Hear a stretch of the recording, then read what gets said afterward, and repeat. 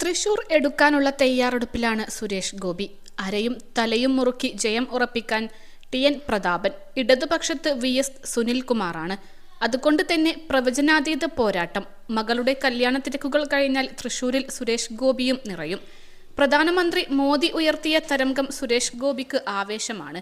ഇതിനിടെ ലൂർദ് മാതാവിന് സുരേഷ് ഗോപി സമർപ്പിച്ച കിരീടം തറയിൽ വീണത് വലിയ ചർച്ചയാക്കി മാറ്റുന്നവരുണ്ട്. സുരേഷ് ഗോപിയുടെ തോൽവിക്ക് മുന്നോടിയായുള്ള അപശകുനക്കേടായി സൈബർ സഖാക്കളും പ്രതാപൻ അനുകൂലികളും ചർച്ച ഉയർത്തുന്നു.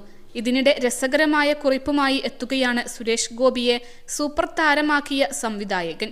ഷാജി കൈലാസിന്റെ കുറിപ്പിൽ നിറയുന്നത് ആത്മവിശ്വാസം മാത്രമാണ്. സുരേഷ് ഗോപിയുടെ കരിയർ മാറ്റിമറിച്ചത് ഏകലവ്യനാണ്. പിന്നീട് സൂപ്പർ താര പദവിയിലെത്തി.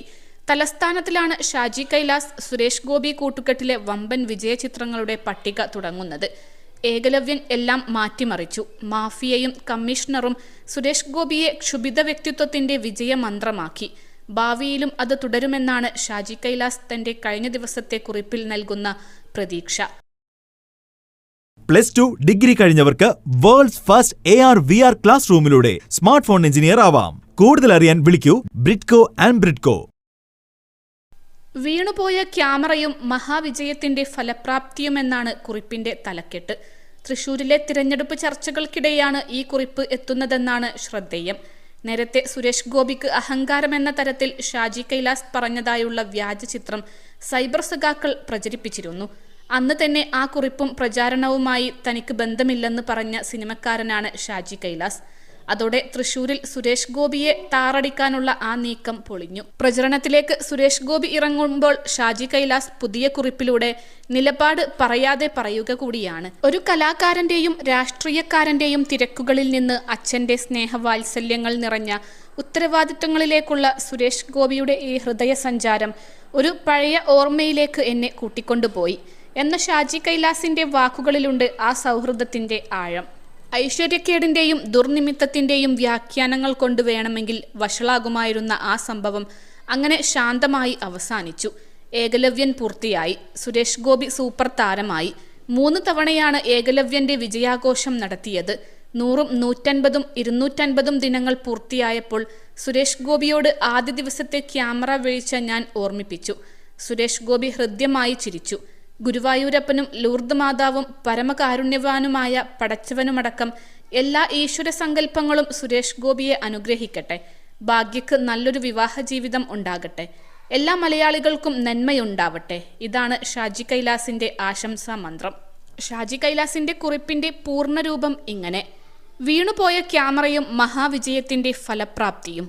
ചില ഓർമ്മകൾ പൂക്കളെപ്പോലെയാണ്. അവ സ്നേഹത്തിന്റെ സുഗന്ധം പരത്തും. ഭാഗ്യയുടെ വിവാഹനാളിൽ ഗുരുവായൂർ അമ്പലനടയിൽ മഹാനടന്മാരായ മമ്മൂട്ടിക്കും മോഹൻലാലിനും ഒപ്പം നിന്ന ഞങ്ങളെ ഓരോരുത്തരെയും പ്രധാനമന്ത്രിക്ക് പരിചയപ്പെടുത്തുമ്പോൾ സുരേഷ് ഗോപി അനുഭവിച്ച ആത്മനിർവൃതി കേവലം ഒരു സഹപ്രവർത്തകന്റെയോ സുഹൃത്തിന്റെയോ മാത്രമായിരുന്നില്ല.